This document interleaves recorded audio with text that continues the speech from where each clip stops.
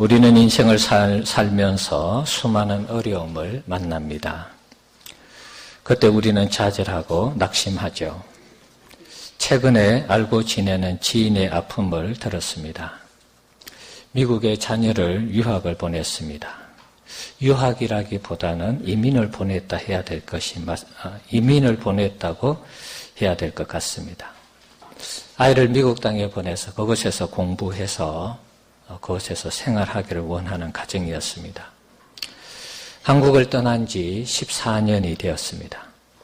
그런데 최근 트럼프 행정부가 들어서면서 이민 정책이 바뀌었습니다.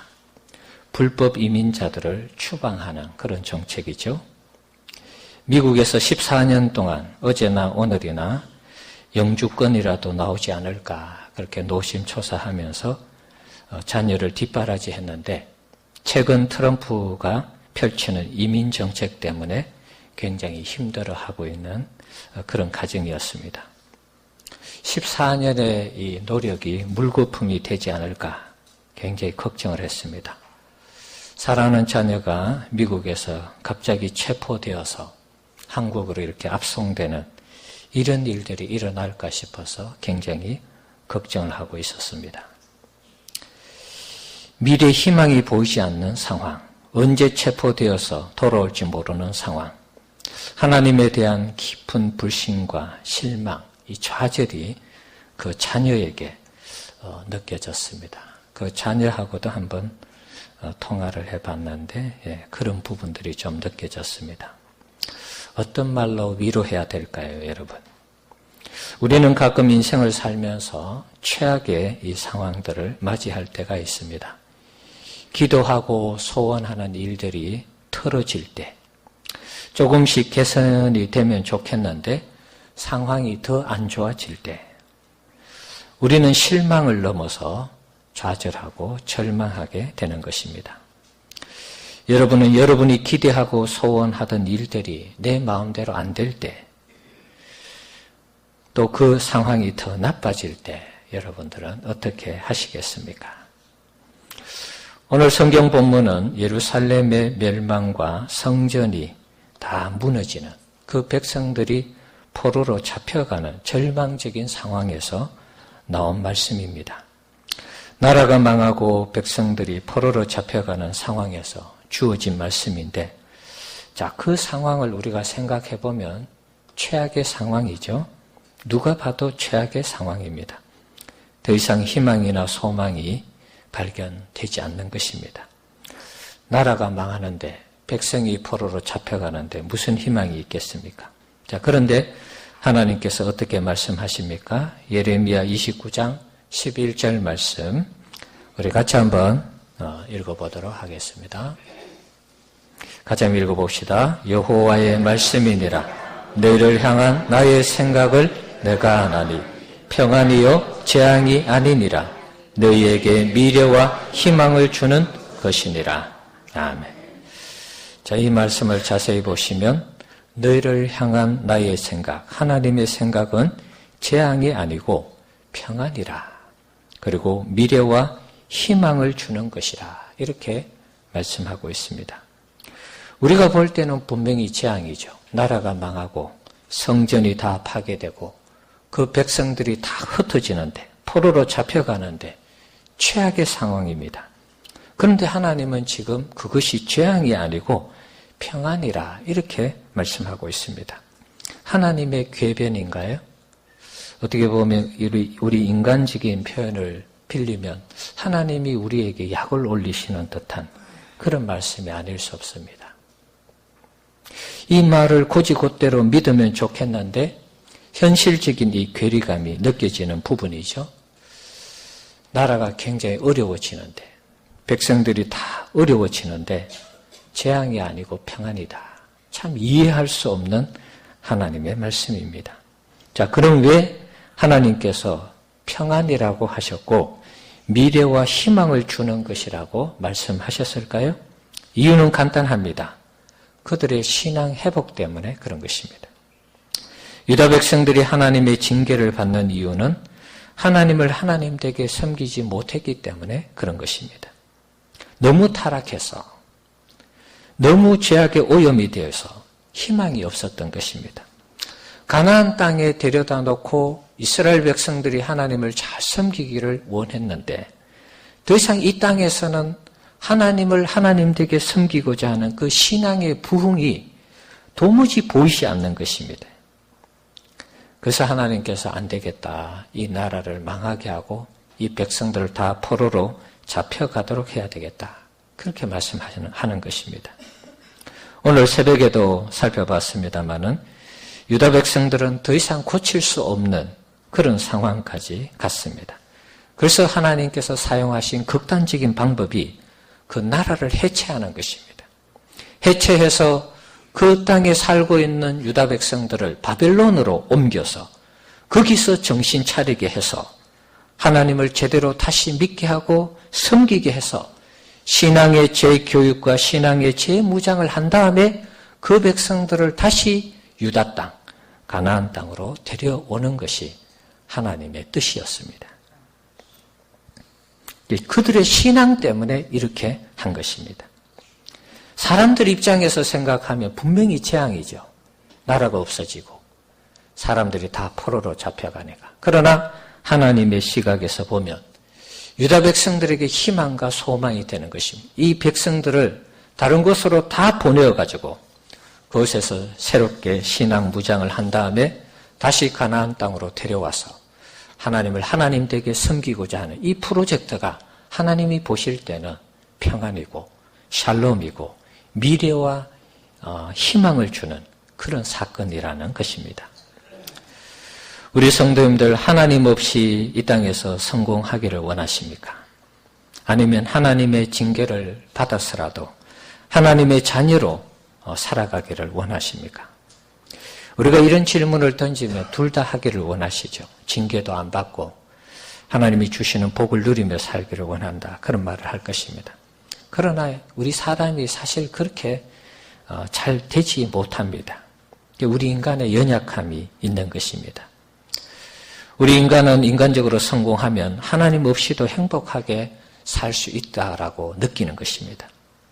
유다 백성들이 하나님을 왜 떠났습니까?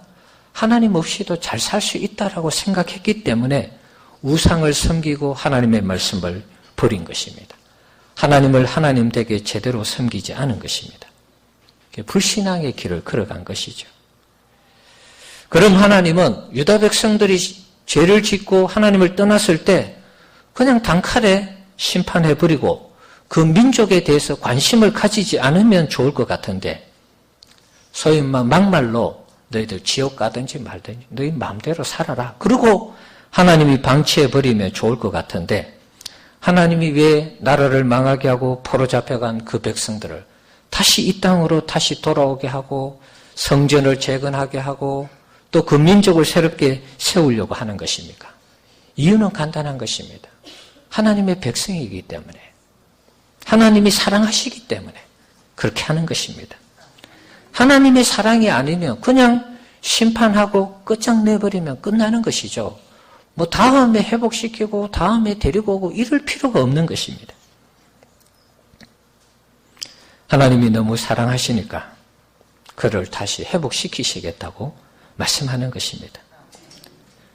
재앙으로 말미암아 소돔과 고모라처럼 완전히 심판하고 끝을 내도 누가 뭐라고 말할 수 없는 그런 상황에서 하나님은 오히려 징계라는 수단을 통해서 그들을 징계하시고 다시 회복시키시겠다는 말씀입니다.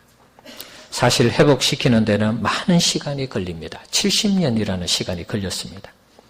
그리고 하나님의 이 섭리의 손길이 굉장히 구체적으로 자세하게 역사해야 되는 것입니다. 70년 만에 이스라엘 백성들, 유다 백성들이 예루살렘과 유다 땅으로 돌아오기 위해서 그때그때 세워지는 왕들이 다 그 역할들을 해야 되는 것입니다. 그러면 하나님의 섭리의 손길이 얼마나 자세하게 정밀하게 모든 세계 각국에 역사해야 되겠습니까? 당대의 최고의 나라였던 바벨론 나라, 그 다음에 그 뒤를 이어서 바사라는 페르시아죠. 바사라는 나라가 등장해서 유다 백성들을 돌려보내는 이런 상황들을 하나님이 만드시려면 신경을 많이 써야 되는 것입니다. 완전히 해체해버리면 신경 안 써도 되는데 말이죠. 유다 백성들에게 내리는 재앙은 그런 의미에서 평안이었습니다. 이 백성들을 완전히 개조시켜서 다시 예루살렘으로 돌려보내고 가나안 땅으로 돌려보내서 하나님과 백성과의 관계가 회복되도록 하시는 것이 하나님의 뜻이었습니다. 그래서 저들이 돌아와서 다시 하나님을 잘 섬기면 하나님께서 평안을 주시고 미래에 대한 보장을 주는 것입니다. 그런 의미에서 유다 백성들에게 내려지는 재앙이 아니라 평안이라 그렇게 말씀하신 것입니다. 그리고 미래의 소망이 되기 때문에 이것이 미래와 희망을 주는 것이라 그렇게 말씀하신 것입니다. 하나님 없이 망하는 민족이 아니라 어떻게 해서든 고쳐서 하나님의 백성으로 바르게 살기를 원하시는 하나님의 마음을 오늘 본문을 통해서 여러분 읽으셔야 됩니다. 하나님의 백성으로 세워지기만 하면 가나안 땅에서 하나님의 백성이 하나님을 잘 섬기면 모든 시스템이 그 백성에게 복이 내리는 시스템이 된다고 말씀을 드렸습니다. 그 관계만 회복되면 그 다음에 먹고 사는 입는 문제는 하나님이 해결해 주시는 것입니다. 자, 이 부분을 우리가 잘 이해를 하셔야 됩니다. 하나님이 왜 이렇게 섭리하시는가? 하나님이 인도하시는 이 섭리를 우리가 이해하지 못하면 오해하는 것입니다. 하나님이 재앙을 주셔놓고 무슨 평안을 주시냐 이렇게 오해할 수 있는 것입니다. 하나님의 관심은 하나님의 백성이 하나님을 잘 섬기는 것에 있습니다. 여기에 문제가 생기면 하나님은 징계의 시스템을 가동하는 것입니다. 가나안 땅에서 하나님을 잘 섬기면 모든 것이 잘 되도록 하는 시스템이 있다 그랬죠. 하늘에서 비가 와서 모든 골짜기마다 농가 밭에 물을 다 채우시고 자연스럽게 하나님이 그 농사가 잘 되고 목축이 잘 되고 그리고 과일 열매가 잘 자라도록 해주신다 그랬습니다. 그런데 안 되면 하늘을 닫아버리면 안 되는 시스템이 되는 것입니다. 이스라엘 백성들이 하나님을 하나님되게 섬기지 않을 때 징계의 시스템이 가동하는 것입니다. 다른 말로 하면 재앙이죠.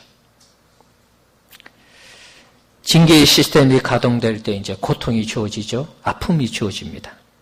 그러면 그때부터 이 유다 백성들, 이스라엘 백성들이 하나님을 찾는 것입니다. 하나님을 의지하고 하나님께 도움을 구하는 것입니다. 자신들의 잘못을 깨닫고 하나님께 돌아와서 하나님 우리가 잘못했습니다. 우리가 하나님을 다시 하나님 되게 섬기겠습니다. 그렇게 고백하도록 하나님은 섭리하는 것입니다. 돌아온 탕자의 비유를 아시죠? 둘째 아들이 유산을 다 받아가지고 허랑방탕하게 살다가 모든 것을 다 탕진했습니다. 그때서 정신이 들었습니다. 아, 내가 아버지의 집에 돌아가면 적어도 돼지 쥐염 열매는 먹지 않겠구나. 아들이라는 자격도 내게는 너무 호사로운 칭호니까 종으로 이제 살아야 되겠다. 그리고 아버지께 돌아가잖아요. 아버지께 돌아갔을 때 종으로 취급했습니까? 야단을 쳤습니까? 아닙니다. 아들이 돌아왔으니까 잔치를 하고 그 아들의 지위를 회복시켜주고 그에게 가락지를 끼워주고 옷을 입혔습니다. 하나님의 관심은 하나님의 백성이 하나님을 잘 섬기기를 원하는데 관심이 있는 것입니다. 돌아오기만 하면 그 지위를 회복시켜주고 하나님의 자녀의 지위를 주시고 하늘나라의 상속권을 부여하는 것입니다. 사랑하는 성도 여러분, 여러분이 원하는 대로 하나님이 역사하지 않을 때 여러분 실망하십니까? 왜 자꾸 일이 꼬이지? 왜 일이 안 되게 하시지? 여러분 하나님에 대해서 이해를 하지 못하는 그런 부분이 있습니까? 만약 그렇게 여러분들이 그것을 느낀다면 또 하나님이 그렇게 역사하시는 이유가 있다면 다른 것 아닙니다. 하나님이 우리의 신앙을 온전하게 하기 위해서 그렇게 섭리하는 것입니다. 미국에 있는 그 자녀와 통화를 할 때에 신앙이 막 흔들리는 것을 느꼈습니다. 깊은 좌절과 절망 속에 있는 것을 느꼈습니다. 누구나 그럴 수 있습니다. 내가 미국에서 14년 동안 영주권 나오기를 기다렸는데 이게 안 나왔을 때, 그리고 지금 트럼프 행정부가 들어서면서 언제 잡혀서 돌아갈지 모르는 이런 상황이 되었을 때 우리는 그런 절망과 좌절감을 느낄 수 있습니다. 그러나 여러분 잘 한번 생각해 보십시오. 우리의 신앙이 어떤 상황에 직면했을 때 그 상황을 내가 원하는 상황으로 하나님이 만들어 주시지 않을 때 우리의 신앙이 흔들린다며 그 신앙이 정말 바른 신앙인가? 온전한 신앙인가?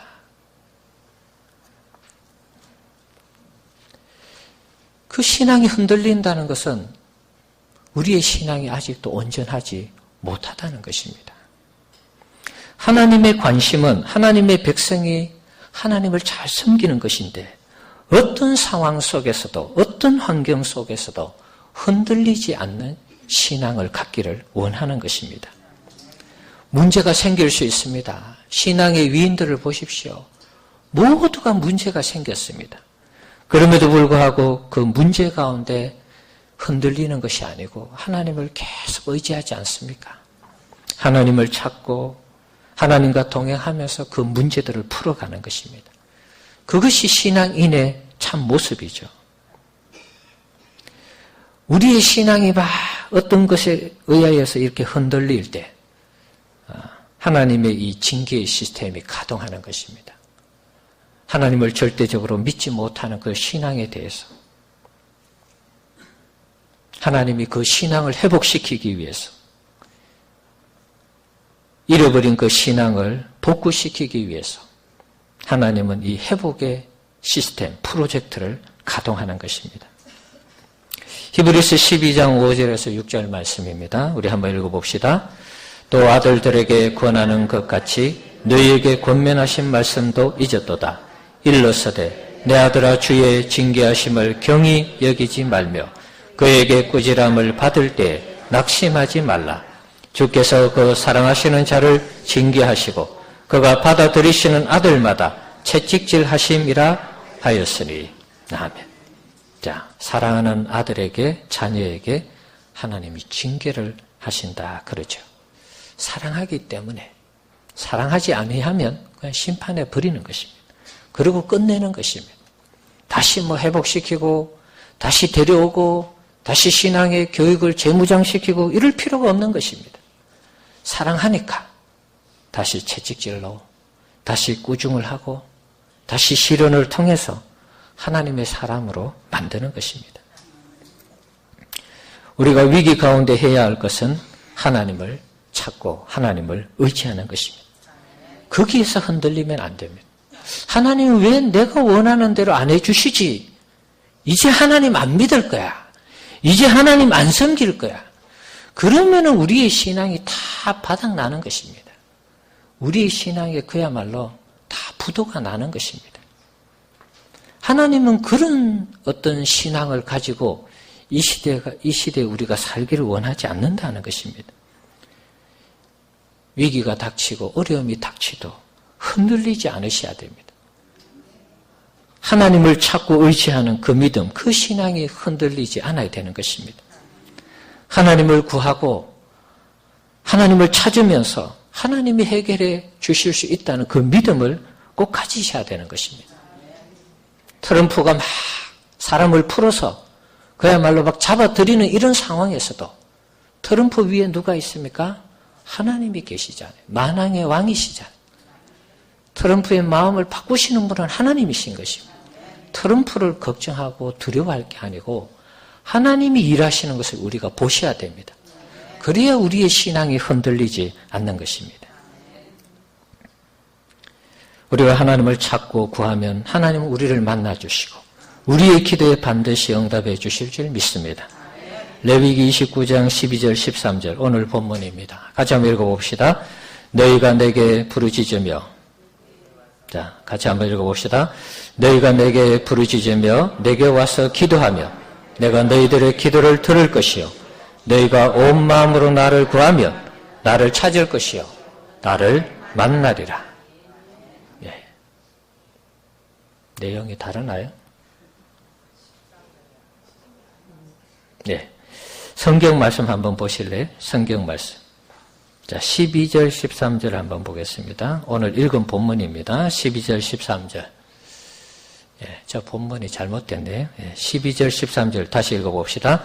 너희가 내게 부르짖으며 내게 와서 기도하면 내가 너희들의 기도를 들을 것이요. 너희가 온 마음으로 나를 구하면 나를 찾을 것이요. 나를 만나리라. 아멘.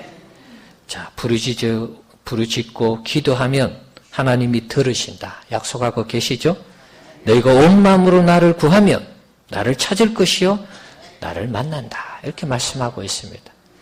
어떤 어려운 환경이 여러분에게 닥쳐도 그 신앙의 이 기본 바탕은 흔들려서는 안 되는 것입니다. 예, 상황과 환경과 사람은 다 하나님이 움직이는 것입니다. 믿음을 가지시고 하나님께 기도하고 찾고 구하시는 우리 성도님들 되시기 바랍니다. 히스기야 시대 때 있었던 일이죠. 18만 5천 명이 이 예루살렘을 포위하고 공격했습니다. 이때 당시에는 아수르 나라가 침략을 했습니다. 유다 나라가 망할 때는 바벨론에 의해서 망했습니다. 그런데 히스기야 시대에는 아수르가 전 세계를 장악하고 있었죠. 그 북이스라엘은 이미 망했습니다. 이제 히스기야가 다스리는 유다 나라를 망하게 멸망시키기 위해서 쳐들어온 것이죠. 18만 5천 명이 성을 에워쌌습니다. 그리고 히스기야가 의지하는 하나님을 이 산헤립이 자꾸 이렇게 하나님에 대한 어떤 그 불신앙을 자꾸 말하죠. 하나님 의지하면 아무 소용없다. 그런 얘기를 하죠. 자, 그랬을 때 히스기야가 하나님을 전적으로 의지하면서 기도하면서 이 문제를 풀어갔습니다. 그래서 하나님께서 천사를 보내어서 하룻밤에 18만 5천 명이 다 죽도록 역사하신 것이죠. 그래서 이스라엘이 이 유다 나라가 위기에서 구원을 받았습니다. 자, 이제 적들이 다 물러나고 이제 살만한데 히스기야에게 어떤 일이 생겼습니까? 죽음의 그늘이 찾아왔습니다. 하나님께서 너의 생명이 이제 다 됐다. 유언하고 죽어라. 이렇게 말을 했어요. 그러니까 히스기야 입장에서 너무 마음이 아픈 것이죠. 내가 하나님을 전적으로 의지하면서 18만 5천 명 되는 이 아수르 군대를 다 무찔렀는데 지금 죽다니 너무 안타까운 것입니다. 그래서 하나님 앞에 눈물로 기도하는 것이죠. 벽을 향해서 하나님을 찾으면서 살려달라고, 도와달라고. 내가 하나님 의지한 거 하나님 아시지 않습니까?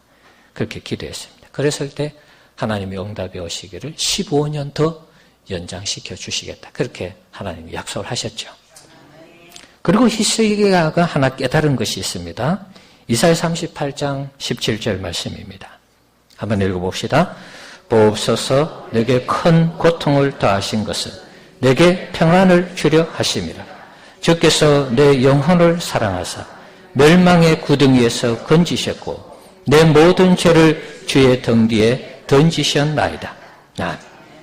18만 5천 명의 위기를 극복하게 했고 죽음의 위기를 극복한 다음에 히스기야가 고백하는 것은 내게 큰 고통을 더한 것은 재앙이 아니었다는 것입니다. 내게 평안을 주려 하심이라. 이 예레미야 선지자의 말씀과 정확하게 일치하는 그런 내용이죠. 주께서 내 영혼을 사랑하사 멸망의 구덩이에서 건지셨고 내 모든 죄를 주의 등 뒤에 던지셨나이다. 자신의 영혼을 사랑해서 하나님께서 멸망의 구덩이에서 건져내기 위해서 이런 고통을 주셨고 마침내 그 고통이 재앙이 아니라 하나님의 구원을 경험하는 평안으로 이어졌다는 것입니다. 사랑하는 성도 여러분, 우리가 최악의 상황을 맞이할 때 재앙이 쏟아지는 것 같은 그런 상황이 우리에게 이어질 때 여러분 하나님을 의지하고 기도하시고 하나님을 붙잡으시기 바랍니다. 하나님 중심으로 살고 하나님 우선해서 살면 반드시 그 고통이 변해서 평안이 되는 그런 은혜가 있을 줄 믿습니다. 우리가 신앙생활 잘못해서 징계를 받을 때 빨리 정신 차려서 하나님 다시 의지하고 붙잡으면 되는 것입니다. 내가 지금 신앙생활을 그렇게 나쁘게 하지도 않는데 예배도 하고 기도도 하고 헌신도 하는데 왜 이 극한 어려움이 찾아오는가? 또 여러분 중에 그렇게 생각하는 분들이 있을지 모르겠습니다. 그러나 여러분 한번 잘 점검해 보십시오. 내가 신앙생활을 잘하는데 극한 어려움이 찾아올 때 그때도 잘하는가? 내가 신앙생활을 잘하는데 기도도 잘하고 봉사도 잘하고 헌신도 잘하고 예물생활도 잘합니다. 극한 어려움이 찾아왔을 때 그때도 흔들리지 않고 여러분 하나님을 신뢰하고 있습니까? 중요한 것입니다. 그때도 내가 하나님에 대한 신앙이 흔들리지 않는다면 너무나 좋은 신앙입니다. 그런데 그때 흔들린다면 하나님은 그 신앙 가지고는 안 된다는 것입니다.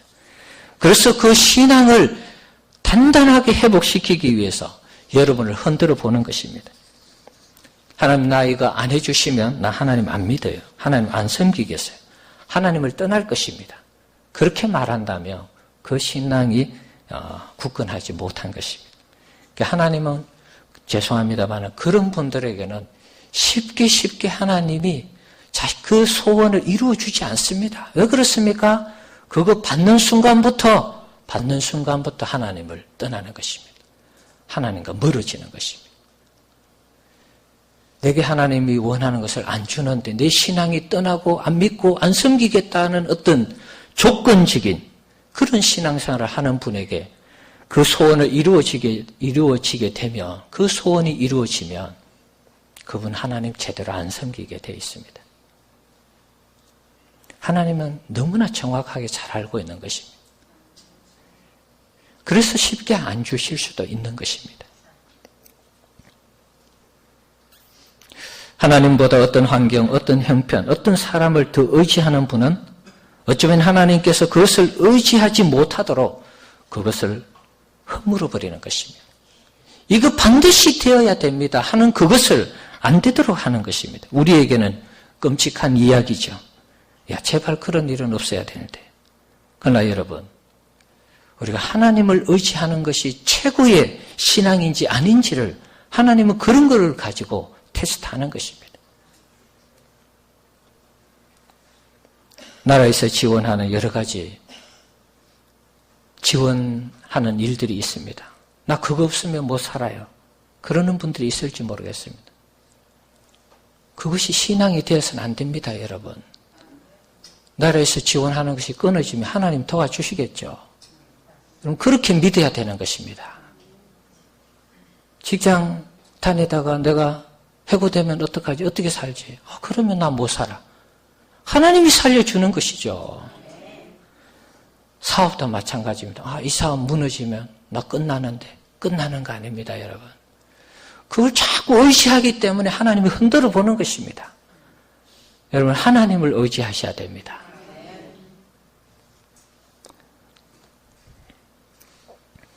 우리가 의지해야 할 분은 하나님밖에 없음을 여러분 꼭 기억하시기 바랍니다. 사람도 아니고 물질도 아니고 사업도 아니고 권력도 아니고 어떤 것도 아닙니다. 내가 의지하는 그것을 하나님이 완전히 제거해 버리는 것입니다. 왜냐하면 하나님만을 바라보고 의지하도록 하나님은 그렇게 만들어가는 것입니다. 우리 인생을 좌지우지하는 분은 어떤 권력도 아니고 어떤 돈도 아니고 어떤 사람도 환경도 아닙니다. 하나님이 하는 것입니다. 미국의 이민 정책을 펼치는 거 트럼프가 주도하죠. 그러나 그 위에 하나님이 있다는 것을 기억하셔야 됩니다.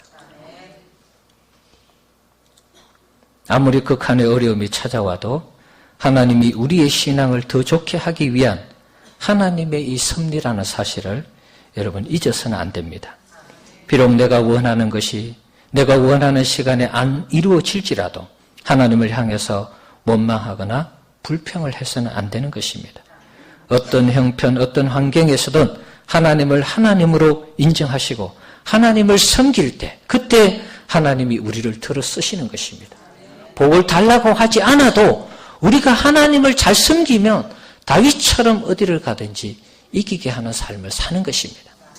굳이 복 주세요 이렇게 하지 않아도 여러분 사랑하는 자녀에게 너 돈 달라고 그러지 않아도 용돈 달라고 그러지 않아도 내 자녀가 이쁘면 여러분 지갑이 열리지 않습니까? 자동으로 열리잖아요. 마찬가지입니다, 여러분.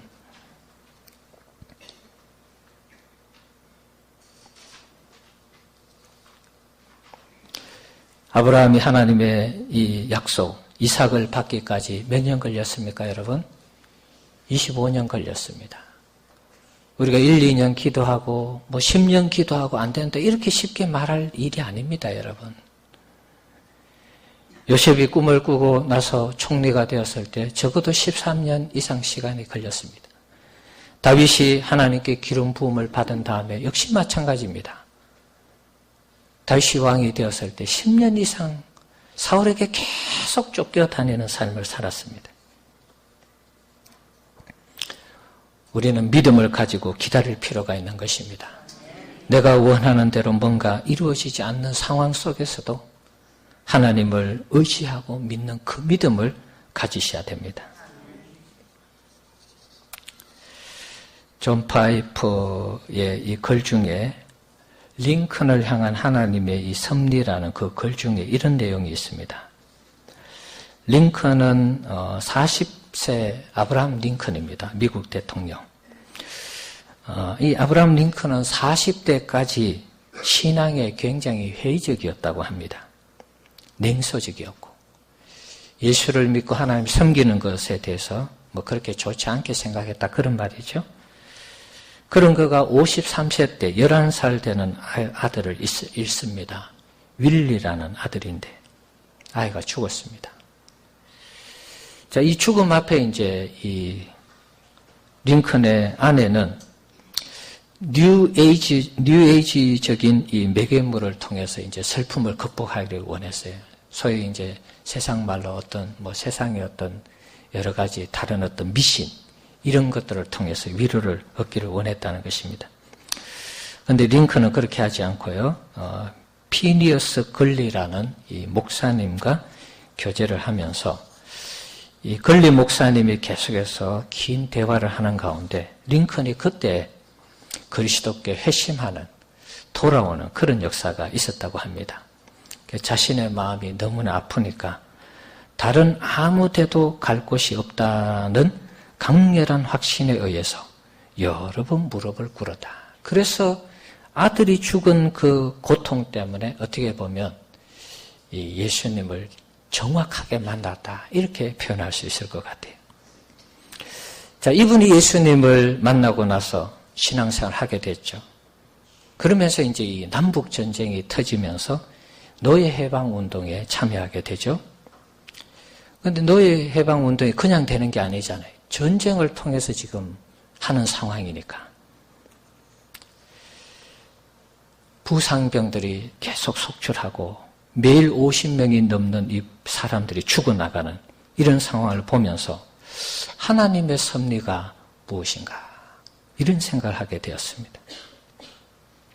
자, 그러면서 재앙과 같은 이 하나님의 섭리를 이 링컨은 어떻게 이제 기도하고 받아들이느냐 하면, 자, 한번 그거 보여주실래요? 링컨의 기도 속에 이런 내용들이 있습니다. 링컨이 기도한 내용입니다. 절실히 바라고 절실히 기도하는 것은 이 무서운 전쟁의 재앙이 속히 끝나는 것입니다. 사람이 매일 50명씩 죽어나가니까 또 매일 수백 명의 부상자들이 생기고 이런 상황이니까 재앙이죠.